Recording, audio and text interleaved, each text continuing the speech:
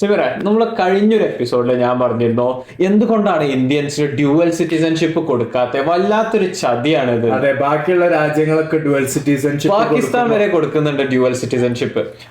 അപ്പൊ അന്ന് ഞാൻ പറയാൻ വിചാരിച്ചൊരു വിലപ്പെട്ട ഒരു പോയിന്റ് ഉണ്ട്, പക്ഷെ പറയാൻ പറ്റിയില്ല. എന്തോ കോൺവെർസേഷൻ വേറെ എങ്ങോട്ടോ അങ്ങ് പോയാൽ ഞാൻ മിസ്സായി പോയി.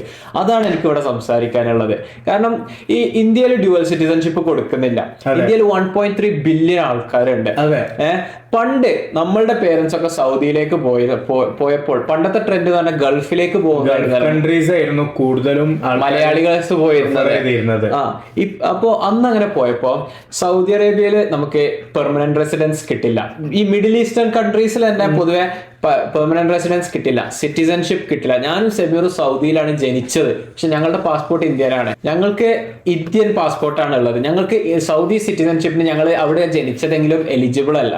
അപ്പൊ അതേപോലെ നമ്മളെ പേരൻസിന് അവിടെ പ്രോപ്പർട്ടി വാങ്ങിക്കാൻ പറ്റില്ല, ബിസിനസ് സ്റ്റാർട്ട് ചെയ്യാൻ പറ്റില്ലായിരുന്നു. സൗദിയിലാണെങ്കിലും സ്പോൺസർ അല്ലെങ്കിൽ ഖഫീൽ എന്ന് പറയുന്ന പോലെ അവരുടെ പേരിൽ സ്റ്റാർട്ട് ചെയ്ത് സോ ആ ഒരു ബിനാമി പേരിലൊക്കെ സാധനം വാങ്ങാന്നുള്ള രീതിയിലായിരുന്നു അവിടുത്തെ ഒരു കാര്യങ്ങളൊക്കെ ഉണ്ടായിരുന്നത്. അതെ, അപ്പോ അന്ന് നമ്മളെ നാട്ടിലുള്ള ആൾക്കാർക്ക്, ഗൾഫ് മലയാളികൾക്ക് അറിയായിരുന്നു ഇന്നല്ലെങ്കിൽ നാളെ നാട്ടിലേക്ക് തിരിച്ചു പോകേണ്ടി വരും. അപ്പൊ അവരിവിടെ ഈ കഷ്ടപ്പെടുന്നൊക്കെ നാട്ടിലൊരു നല്ല റിട്ടയർമെന്റ്, ഒരു നല്ല വീട്, നല്ലൊരു വണ്ടി, നല്ലൊരു ഫാമിലി ലൈഫ്, ലിവിങ് ലൈഫ് സ്റ്റൈലിനൊക്കെ ഉള്ള രീതിയിലാണ് അവർ ഈ കഷ്ടപ്പെടുന്നത്. ഈ ഗൾഫ് മണി ഒക്കെ പോയിരുന്നത് തിരിച്ചു നമ്മളെ നാട്ടിലേക്കാണ്. അതെ, പക്ഷെ ഇപ്പൊ ട്രെൻഡ് മാറി. അതുകൊണ്ട് തന്നെ നാട്ടില് വളരെയേറെ ഡെവലപ്മെന്റ്സും കാര്യങ്ങളും കേരളത്തിൽ വന്നിട്ടുണ്ട്. അതൊക്കെ പറയപ്പെടുന്നത് ഗൾഫ് മണിയാണെന്നാണ്. പക്ഷെ ഇപ്പൊ ട്രെൻഡ് മാറി. ഇപ്പൊ ആൾക്കാർ പോകുന്നത് Canada, UK, Australia, Italy, New Zealand, Ireland, Scotland, മാൾട്ടയൊക്കെ കാരണം മാൾട്ടയൊക്കെ കുറെ സ്റ്റുഡൻസ് പോകുന്നുണ്ട്. ഫ്രാൻസ്, ഇപ്പൊ മാൾട്ടയില.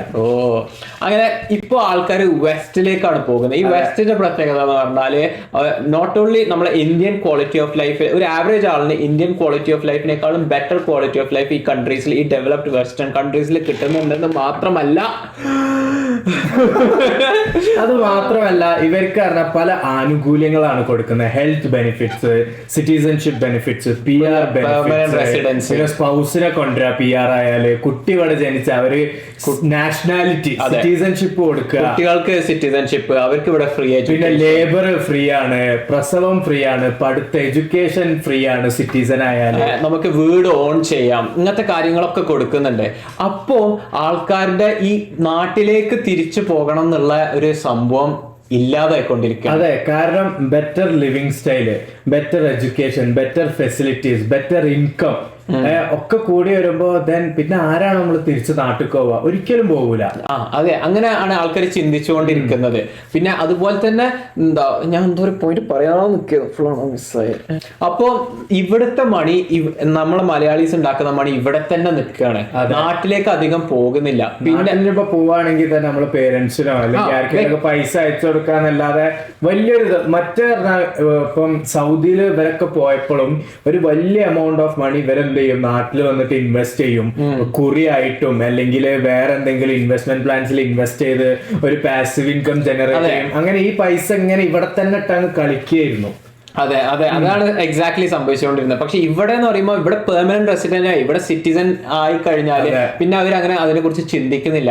പിന്നെ അതുപോലെ തന്നെ പിന്നെ വരാൻ പോകുന്ന മക്കൾ, അവരുടെ നെക്സ്റ്റ് ജനറേഷൻ, അവര് നാട്ടിൽ വെക്കേഷനിൽ പോയാൽ അവര് നാട് കണ്ടുന്നായി. അതും അവർക്ക് ഈ ഡെവലപ്ഡ് കൺട്രീസ് എന്നൊക്കെ വന്നിട്ട് അവരുടെ ലൈഫ് സ്റ്റൈലിന് ടോട്ടലി ഡിഫറെന്റ് ആയിട്ടുള്ള ഒരു ലൈഫ് സ്റ്റൈലിലേക്ക് അവർ പോകുമ്പോൾ അവർക്ക് നാടൊന്നും അധികം ഇഷ്ടപ്പെട്ടെന്ന് വരില്ല. അതെ, പിന്നെ ഇപ്പൊ ഒരു ഫാമിലി മൊത്തത്തിൽ നാട്ടിൽ പോയി വരിക പറഞ്ഞാല് അത് ഭയങ്കര വലിയൊരു എക്സ്പെൻസ്. അപ്പൊ എപ്പോഴും ഇവര് പോയിക്കോളും 2 കൊല്ലോ അല്ലെ 4 കൊല്ലം കൂടുമ്പോഴൊക്കെ ആയിരിക്കും ഇവര് നാട്ടിലൊക്കെ വിസിറ്റ് ചെയ്യുക. ഇവർക്ക് നന്നായി മലയാളം സംസാരിക്കാൻ എഴുതലും വായിക്കലൊക്കെ പോട്ടെ, സംസാരിക്കാൻ തന്നെ കഴിഞ്ഞോളണം എന്നില്ല. ഞാനും സെമീറും ഇന്ത്യൻ സ്കൂളിലാണ് സൗദിയിലായപ്പോ പോയത്. അതുകൊണ്ട് തന്നെ ഞങ്ങൾക്ക് മലയാളം നന്നായിട്ട് അവിടുന്ന് ഇതൊക്കെ ആയിട്ട് പഠിച്ചു. അതെ, പിന്നെ എനിക്ക് പേഴ്സണലി മലയാളം ഭാഷയോട് ഭയങ്കര താല്പര്യം ഉണ്ടായിരുന്നു.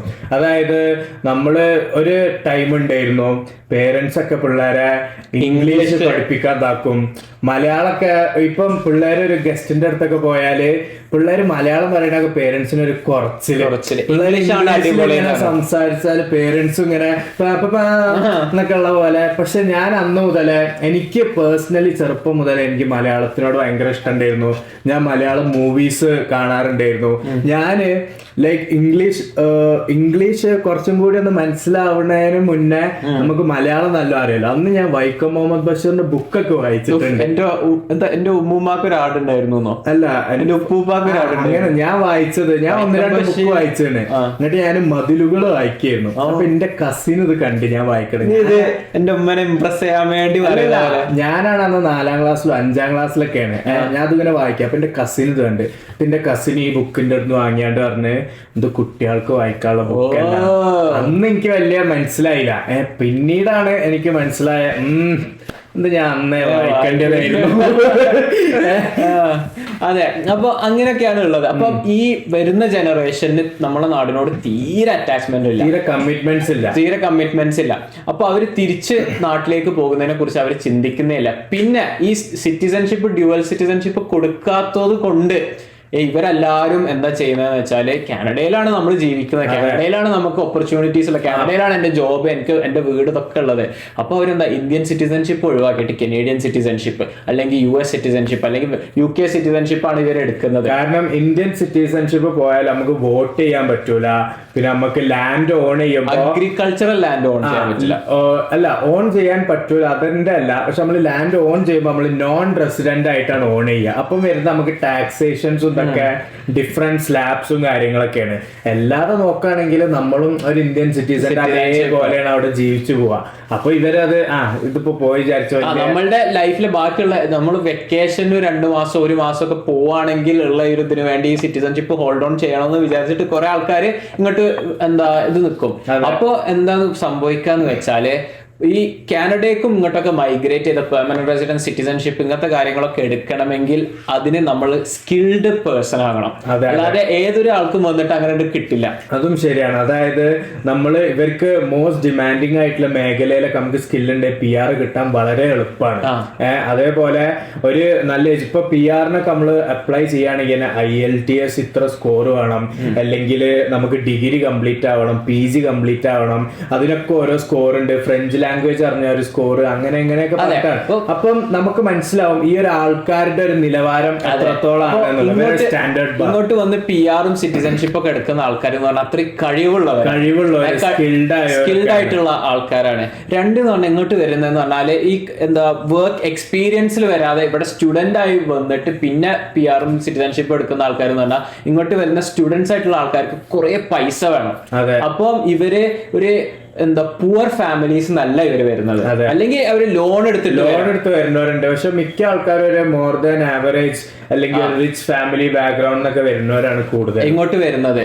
അപ്പൊ കഴിവുള്ളവരും പൈസ ഉള്ളവരും ആണ് ഇങ്ങോട്ട് വരുന്നത് അല്ലെ. അപ്പൊ അവിടെ ബാക്കി നമ്മളുടെ നാട്ടിൽ നിൽക്കുന്ന ആൾക്കാർ ആരൊക്കെയാന്ന് ചോദിച്ചാല് ഒന്നെങ്കിൽ കഴിവ് കുറഞ്ഞ ആൾക്കാര്, അവർക്ക് നമ്മുടെ നാട്ടില് പേയ്മെന്റും ജോലിയും കാര്യങ്ങളും ഒക്കെ വളരെ കുറവാണ്, ശമ്പളവും കാര്യങ്ങളും ഒക്കെ വളരെ കുറവാണ്. അതെ, ഞാൻ അനുഭവിച്ചിട്ടുള്ളതാണ് ഒരു കൊല്ലം. അതെ, അപ്പൊ മിക്ക ആൾക്കാർ ഗൾഫിലേക്ക് ഇങ്ങോട്ടൊക്കെ വരാനാണ് നോക്കുന്നത്. എന്നിട്ടും അവർ ഇങ്ങോട്ട് വരുന്നില്ലെങ്കിൽ ഒന്ന് അവർക്ക് അത്ര ക്വാളിഫിക്കേഷൻ ഇല്ലാത്തതുകൊണ്ടാണ്, അല്ലെങ്കിൽ അവർക്ക് അത്രയും സാമ്പത്തികമില്ലാത്ത ആൾക്കാരാണ്, അല്ലെങ്കിൽ മൂന്നാമത്തെ ഒരു കൂട്ടം ആൾക്കാർ എന്ന് പറഞ്ഞാല് രാഷ്ട്രസ്നേഹം കാരണം.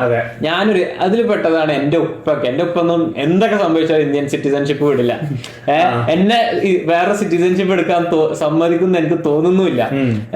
കാരണം നമ്മുടെ നാടിനോട് കമ്മിറ്റ്മെന്റ് ഉള്ളവര്, അല്ലെങ്കിൽ എനിക്ക് ഈ നാട്ടിൽ അങ്ങനെ ജീവിച്ചു പോയാൽ മതി. ഇപ്പം നമ്മളെ കഴിഞ്ഞ എപ്പിസോഡില് ഹരി നമ്മളോട് പറഞ്ഞു, ഗസ്റ്റായി വന്ന ഹരി നമ്മളോട് പറഞ്ഞു ഐ ബിലോങ് ഹിയർ. എനിക്കിങ്ങനെ ഓരോ സിനിമ ഇറങ്ങുമ്പോ സിനിമ പോയി കാണണം, എന്റെ ഫ്രണ്ട്സ് ആയിട്ട് ഇങ്ങനെ പോകണം, എനിക്ക് ഇവിടെയാണ് എനിക്ക് ട്രിവാൻഡ്രത്താണ്, ബാംഗ്ലൂരിൽ പോലും എനിക്ക് പോകേണ്ടതാണ്. അതെ, അങ്ങനെ പറയുന്ന ആൾക്കാരാണ് മൂന്നാമത്തെ കാറ്റഗറി. അപ്പൊ അങ്ങനെ ആ നാടിനോടും പേട്രിയോട്ടിസം ഒക്കെ കാരണം ഭയങ്കരമായിട്ട് സ്നേഹമുള്ളവര് ആണ് നിൽക്കുന്നത്. പക്ഷെ ഞാൻ ആർഗ്യൂ ചെയ്യും, പേട്രിയോട്ടിസം എന്ന് പറയുന്ന ഒരു ഓൾ ടൈം ലോ സ്റ്റേറ്റിലാണ് ഇപ്പൊ നിൽക്കുന്നത്. അതായത് എന്റെ ഫാദറിന് എന്നെക്കാളും എത്രയോ ഇരട്ടിയിലിരട്ടി പേട്രിയോട്ടിസം ഉണ്ട് ഇന്ത്യനോട്. എന്റെ വെല്ലിപ്പാക്ക് എന്റെ ഉപ്പനേക്കാളും പേട്രിയോട്ടിസം ഉണ്ടായിട്ടുണ്ടാകും. എന്റെ വെല്ലിപ്പാന്റെ ഉപ്പ എന്ന് പറഞ്ഞാൽ ചിലപ്പോ സ്വാതന്ത്ര്യ സമരത്തിലൊക്കെ പങ്കെടുത്ത ആളായിരുന്നു. അപ്പൊ മൂപ്പർക്ക് അതിനാറെ നമ്മളെ നാട്, ഞങ്ങൾ ഈ ഫ്രീഡത്തിന് വേണ്ടി പോരാടിയ ആൾക്കാരാണ് എന്നുള്ള ഒരു ഇതുകൊണ്ട് ഭയങ്കര പേട്രിയോട്ടിസം ഉണ്ടാകും. ഈ ജനറേഷൻ ഇങ്ങനെ കൂടുന്തോറും എന്താ പുതിയ ജനറേഷൻ വരും തോറും അവർക്ക് നമ്മളുടെ ഫ്രീഡം സ്ട്രഗിളോ അങ്ങനത്തെ കാര്യങ്ങളൊന്നും ഫസ്റ്റ് ഹാൻഡ് എക്സ്പീരിയൻസ് ഒന്നും ഇല്ലാത്തതുകൊണ്ട് അവർക്ക് ഇതൊരു ഗിവണാണ്, ഒരു പ്രിവിലേജ് ആയിട്ടാണ് കാണുന്നത്. അതൊന്ന്. രണ്ടാമത് പറഞ്ഞാല് നമ്മളെ നാടിന്റെ അവസ്ഥ പറഞ്ഞാൽ ദിനചര്യ മോശമായിക്കൊണ്ടിരിക്കുകയാണ്. ഇപ്പൊ പെട്രോൾ പ്രൈസ്, സാധനത്തിന്റെ പ്രൈസ് ഒക്കെ കൂടുകയാണ്. സാലറി ഒഴിച്ച് ബാക്കി എന്തൊക്കെയുണ്ടോ അതിന്റെ ഒക്കെ ഇത് ഹൈക്കായിട്ട് അങ്ങ് കൂടുകയാണ്. രണ്ടാമത് പറഞ്ഞാൽ എവിടെ നോക്കിയാലും കലാപങ്ങളും വർഗീയതകളും കാര്യങ്ങളൊക്കെയാണ്. അപ്പം ഇപ്പം മോസ്റ്റ് ഓഫ് ദ ഈ ഒരു പുതിയ ജനറേഷനുള്ള ആൾക്കാർക്ക്, അല്ലെങ്കിൽ മേ ബി ഒരു മോർ ദാൻ 60% ആൾക്കാർക്കും പൊളിറ്റിക്കലി അത്ര ഒരു അഭിപ്രായങ്ങളോ അല്ലെങ്കിൽ പൊളിറ്റിക്സ് ഒന്നും അത്ര ഫോളോ ചെയ്യാത്തവരൊക്കെ ആയിരിക്കും. അപ്പൊ അവരിപ്പോ ഒരു ഒറ്റ നോട്ടത്തിൽ കാണുമ്പോ ഈ ഒരു രാജ്യം എന്ന് പറഞ്ഞാല് എവിടെ നോക്കിയാലും കുറെ ഹിന്ദുക്കൾ മുസ്ലിങ്ങളെ കൊന്നു, കുറെ ആൾക്കാര് കശ്മീരിലെ ആൾക്കാരെ കൊന്നു, ഇന്ത്യൻ സോൾജേഴ്സ് കശ്മീരിലെ പെണ്ണുങ്ങളെ റേപ്പ് ചെയ്തു എന്നൊക്കെ പറഞ്ഞിട്ട് ഈ ഓരോ സംഭവങ്ങളാണ് ഒറ്റ നോട്ടത്തിൽ കാണുന്നത്. ഇങ്ങനെ ഒരു നാടാവുമ്പോൾ ഒരു സ്വാഭാവികമായിട്ടും നമ്മൾ ഇത് മാത്രം കണ്ടുവരുന്നുള്ളൂ, ബാക്കിയൊന്നും നമ്മൾ അതിന്റെ പുറമെ ജഡ്ജ്മെന്റ്സും സദാചാരവും നമ്മളുടെ കുടുംബക്കാരും നാട്ടുകാരും വീട്ടുകാരും ഒക്കെ അറിയിച്ചിട്ടുള്ള ഒരു ജീവിതം, അവരുടെ അഭിപ്രായത്തിനെതിരെ നിൽക്കാൻ പറ്റാത്തൊരു ജീവിതം, അവരുടെ മുന്നിലുള്ള ഒരു ജീവിതം. അതെ, ഇതൊന്നും ഒരു ഫോറിൻ കൺട്രിയിൽ നമ്മളങ്ങ് പോകുമ്പോൾ നമ്മള് ഇൻഡിപെൻഡന്റ്. അതെ, ഇങ്ങനെയൊക്കെ ആവുമ്പോ ഇവർക്ക് രാജ്യത്തിനോടുള്ള പേട്രിയോട്ടിസം ഇങ്ങനെ കുറഞ്ഞിങ്ങനെ വരികയാണ് ചെയ്യുക. അതിന്റെ കൂടെ മറ്റുള്ള രാജ്യങ്ങൾ ഇങ്ങനത്തെ ഫെസിലിറ്റീസും കാര്യങ്ങളൊക്കെ കൊടുക്കുമ്പോ അവരൊരിക്കലും പിന്നീട് ഇന്ത്യയിലോട്ട് വരണം എന്നുള്ള ആലോചിക്കൂടില്ല. അതെ. അപ്പൊ എന്താ പറ്റുകയെന്ന് വെച്ചാൽ നമ്മളെ 1.3 ബില്യൺ ആൾക്കാരില് ഈ നമ്മൾ നേരത്തെ പറഞ്ഞ പോലെ കഴിവുള്ള കുറെ ആൾക്കാരും പണമുള്ള കുറെ ആൾക്കാരും അതുപോലെ ആൾക്കാരൊക്കെ മൈഗ്രേറ്റ് ചെയ്ത് വേറെ രാജ്യങ്ങളിലേക്ക് പോകും. ഇന്ത്യയുടെ നമ്പർ 1 എക്സ്പോർട്ട് എന്ന് പറയുന്നത് മനുഷ്യന്മാരാണ്. അതെ. നമ്മളിപ്പോ ഏതൊരു ടെക് കമ്പനീസ് എടുത്താലും, ഗൂഗിൾ ആവട്ടെ മൈക്രോസോഫ്റ്റ് ആകട്ടെ, അങ്ങനെ എന്താ കുറെ tech companies, top tech companies നമ്മൾ എടുത്താല് അതിലൊക്കെ ടോപ്പിൽ ഇന്ത്യക്കാരാണ് നിൽക്കുന്നത്. ഈവൻ UK പ്രൈം മിനിസ്റ്റർ ഋഷി സുനാക്ക് അത് ഇന്ത്യൻ ഒറിജിനുള്ള ആളാണ്. പിന്നെ US വൈസ് പ്രസിഡന്റ് ആയ ഒരു സ്ത്രീ ഉണ്ടായിരുന്നല്ലോ, കമല ഹാരിസ്. അവര് പിന്നെ എന്താ ഹാഫ് ബ്ലാക്ക് ഹാഫ് ഇന്ത്യൻ അങ്ങനെ ഒരു ഇതായിട്ടാണ്. അപ്പൊ ഞാൻ പറയുന്നത്, അപ്പൊ ഇന്ത്യയിൽ ബാക്കി വരാന്ന് പറഞ്ഞാല് ഒന്ന് പേട്രിയോട്ടിസം അത്രത്തോളം ഉള്ള ആൾക്കാര്, നാടിനോടുള്ള ആ ഒരു സ്നേഹം കാരണം നിൽക്കുന്നവര്, അല്ലെങ്കിൽ അവർക്ക് എന്താ പൈസ ഇല്ലാത്തതുകൊണ്ട് പുറത്ത് പോകാൻ പറ്റാതെ നിൽക്കുന്നവര്, അല്ലെങ്കിൽ കഴിവ് കുറഞ്ഞു പോയതുകൊണ്ട് അവിടെ നിൽക്കുന്നവര്, അല്ലെങ്കിൽ പിന്നെ സെമീർ പറഞ്ഞ പോലെ കമ്മിറ്റ്മെന്റ്സ് ഉള്ളത് കൊണ്ട്, അതായത് ഇപ്പം എന്റെ പേരൻസിനെ എനിക്ക് വിട്ടു പോകാൻ പറ്റില്ല, അങ്ങനത്തെ ഒരു സിറ്റുവേഷൻ കാരണം അവർ നിൽക്കുന്നത്, അതും അവരുടെ സിറ്റുവേഷൻ അങ്ങനെ ആയതുകൊണ്ട് അവർ നിൽക്കാന്നുള്ളൂ. സോ ഇങ്ങനത്തെ ഒരു സിറ്റുവേഷനിൽ നമ്മളെ കൺട്രീന്റെ യൂത്ത് നിലനിർത്തണം എന്നുണ്ടെങ്കിൽ സന്തോഷ് ജോർജ് സ്കൂൾ അങ്ങനെയൊക്കെ പറഞ്ഞ പോലെ നല്ല അടിപൊളി ഫെസിലിറ്റീസ് ഉള്ള യൂണിവേഴ്സിറ്റീസ്, അതായത് നമ്മളെ നാട്ടില് പുറത്തുനിന്ന് വന്ന് പഠിക്കുന്ന സ്റ്റുഡൻസ് പറഞ്ഞാൽ നമ്മളെ നാട്ടിനെക്കാട്ടിലും കുറവായിട്ടുള്ള എക്കണോമിക് കണ്ടീഷൻസ് ഉള്ള രാജ്യത്തു നിന്നുള്ള ആൾക്കാരെ, അല്ലാത്ത ആൾക്കാരൊക്കെ വന്ന് പഠിക്കണ വളരെ വിരളമാണ്. ബാക്കി ഇപ്പം SRM യൂണിവേഴ്സിറ്റിയിൽ പോയാൽ ഞാൻ ഒരുപാട് ഈ ആഫ്രിക്കൻ കൺട്രീസ് എന്നുള്ള സ്റ്റുഡൻസ്, പക്ഷെ അവർക്ക് നോക്കുമ്പോ ഇന്ത്യ എങ്ങനെ നമ്മളൊരു കാനഡനൊക്കെ കാണുന്ന മാതിരിയാണ് അവർക്ക് more developed than there country. അപ്പൊ ഇത്രയും നല്ല ഫെസിലിറ്റീസും കാര്യം കൊടുക്കാതെ ഈ സാലറി സംഭവങ്ങളൊന്നും അതിൽ കുറച്ചും കൂടി സ്ലാബ്സ് ഒക്കെ ഇൻട്രൊഡ്യൂസ് ചെയ്ത് നല്ല രീതിയിൽ സാലറിയും കാര്യമൊന്നും കൊടുക്കാതൊക്കെ ആയാല് obviously the country will lose their youth നഷ്ടപ്പെട്ടാല് നമ്മളെപ്പോഴും എല്ലാ പ്രസംഗത്തിലും എനിക്ക് ഓർമ്മയുണ്ട്, ഇന്നത്തെ തലമുറയാണ് നാളത്തെ വാഗ്ദാനങ്ങൾ എന്നൊക്കെ പറഞ്ഞാണ്ട് ഞാനൊക്കെ സ്കൂളിലൊക്കെ പ്രസംഗിച്ചപ്പോ ഞാനൊക്കെ ഘോരം പറഞ്ഞിട്ടുണ്ട്. പക്ഷെ അത് ശരിക്കും ആ ഒരു സംഭവം വാഗ്ദാനങ്ങൾ ഇല്ലാതായി പോവാണ്. അതെ. അപ്പോൾ നമ്മളുടെ നാട്ടിൽ അങ്ങനത്തെ ഒരു സിറ്റുവേഷൻ വരുമ്പോൾ ഇവർക്ക് സേവ് ചെയ്യാൻ പറ്റുന്ന ഒരു സംഭവമാണ് ഡ്യുവൽ സിറ്റിസൺഷിപ്പ് കൊണ്ടുവരിക. അങ്ങനെ ആകുമ്പോൾ എന്തെങ്കിലും ഒരു രീതിയിൽ ഏതെങ്കിലും ഒരു വകയിൽ അവർക്ക് നമ്മളുടെ നാടിനോട് ഒരു കമ്മിറ്റ്മെന്റ് ഉണ്ടാവും, ഒരു അറ്റാച്ച്മെന്റ് ഉണ്ടാവും. മറ്റേത് പറഞ്ഞാൽ ഈ വേറെ കൺട്രീന്റെ സിറ്റിസൺഷിപ്പും കൂടി നമ്മൾ എടുക്കുന്നതോടെ ഇന്ത്യയിലേക്കുള്ള ലാസ്റ്റ് ടൈ നമ്മൾ കട്ട് ഓഫ് ചെയ്യാണ്. പിന്നെ ശരിയാണ് ഇങ്ങനെ വെക്കേഷൻ ഒക്കെ വരാം, പക്ഷെ അത് വെക്കേഷൻ ആണ്. അതെ. പിന്നെ dual citizenship as long they are Indian എന്തെങ്കിലും ഒരു രീതിയിലുള്ള ടാക്സേഷനോ കാര്യങ്ങളൊക്കെ ഉണ്ടാവും. പിന്നെ പറഞ്ഞാൽ ഇപ്പം ഇവർക്ക് ഇത്രയും ഇൻകം ഉണ്ടാകുമ്പോൾ നമ്മളെ നാട്ടിൽ പൊതുവെ അതായത് ഇപ്പം കാനഡയിലെ ഇൻകം നാട്ടിൽ വന്ന് ജീവിക്കുകയാണെങ്കിൽ നമുക്ക് നാട്ടിൽ ഭയങ്കര ഒരു റിച്ച് ലെവലിൽ ജീവിക്കാം. അങ്ങനെ ആവുമ്പോ ഇവര് രാജ്യത്തില് ആ ഒരു സിറ്റിസൺഷിപ്പും കാര്യമൊക്കെ ഉണ്ടെങ്കിൽ they will anyways think about buying lands അല്ലെങ്കിൽ ഇൻവെസ്റ്റിംഗ് ഇൻ ദ കൺട്രി. കാരണം ഇവർ ഇവിടെ ഇത്രയും പൈസ ഉണ്ടാക്കി അതിന്റെ ഒരു പകുതി ഇവിടെ ഇൻവെസ്റ്റ് ചെയ്താല് ചിലപ്പം അതിന്റെ കാട്ടിൽ നല്ല ഇൻവെസ്റ്റ് ചെയ്താൽ റിട്ടേൺസ് കിട്ടും. അപ്പൊ അങ്ങനെയൊക്കെ ഉള്ള ചാൻസസ് ആണ് നമ്മൾ ഈ ഒരു ഇതിൽ മിസ് ഔട്ട് ചെയ്യുന്നത്. ഞാനിത് എന്റെ ഫ്രണ്ട്സിനോടും ഒക്കെ പറഞ്ഞപ്പോ അവര് പറഞ്ഞേ ഇന്ത്യയിൽ 1.3 ബില്യൺ ആൾക്കാരുണ്ട്, അങ്ങനെ കമ്മിറ്റ്മെന്റ്സ് ഉള്ളവർ മാത്രം നമ്മുടെ നാട്ടിൽ നിലനിന്നാ മതി എന്നുള്ളത് കൊണ്ടാണ് അവരങ്ങനെ ആക്കുന്നത് എന്നൊക്കെ പറഞ്ഞേ. പക്ഷെ ഞാൻ പറയുന്നത് ഇത് തന്നെ, ഈ കഴിവുള്ളവരും പണമുള്ളവരും ഒക്കെ പുറത്ത് പോവാണ്, അപ്പൊ ബാക്കിയുള്ളവർ ഇങ്ങനെ ആകും. അപ്പം ഞാൻ അതുകൊണ്ടാണ് ഈ ഡ്യുവൽ സിറ്റിസൺഷിപ്പ് വേറെ എല്ലാ രാജ്യങ്ങളും ഓൾമോസ്റ്റ് എല്ലാ രാജ്യങ്ങളും ഡ്യുവൽ സിറ്റിസൺഷിപ്പ് കൊടുക്കണ്ടേ. നമ്മളെ പോലത്തെ ഒരു രാജ്യമായ പാകിസ്ഥാൻ കൊടുക്കുന്നുണ്ട്, പക്ഷെ ഇന്ത്യ എന്തോ കൊണ്ട് കൊടുക്കുന്നില്ല. ഇതിന് ഒരു നല്ലൊരു മറുപടി ആയിട്ട് നിങ്ങൾക്ക് ആർക്കെങ്കിലും അറിയെങ്കിൽ you guys can comment, you guys can enlighten us. അതെ, എന്താണ് ആ റീസൺ, അല്ലെങ്കിൽ എന്താണ് നിങ്ങളുടെ thoughts, do you agree with us എന്നൊക്കെയുള്ള രീതിയിൽ നിങ്ങൾക്ക് കമന്റ് ചെയ്യാം. I am curious to know. അതെ.